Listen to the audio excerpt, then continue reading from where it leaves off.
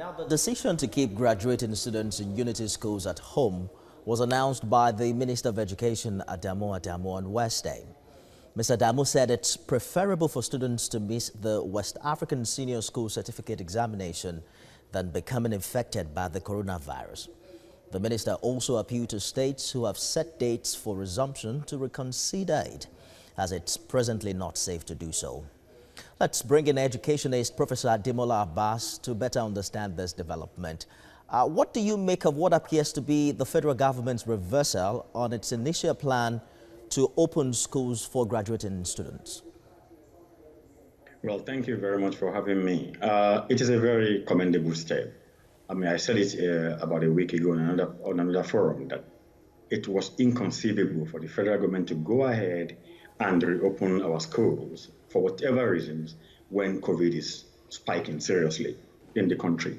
Look, I do understand the concerns at that point in time, but is it not more important for us to preserve lives of our children than to send them into their untimely death? I think it is a very, very commendable step that the federal government has done this. Prof, let's talk about the implication of a whole academic year going down the drain. How do we buy back the time?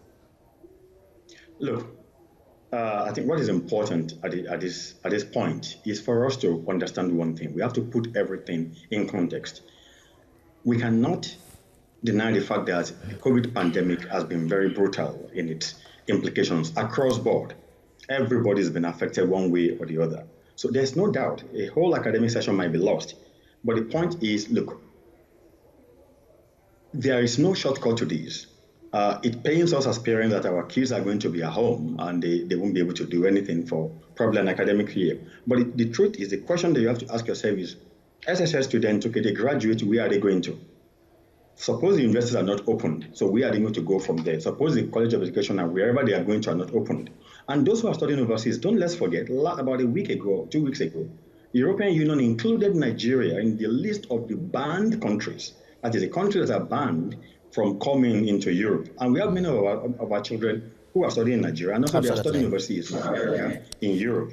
So the question is, even if they rush, if we rush them through here, through SSS and whatsoever, those who are going to go here, if the universities are not open, and they're not open for now, where are they going to? I get your point, those Professor. Who are going to process, where are they going to? It's a good place to leave it. Professor Ademola Abbas, thank you for talking to us tonight.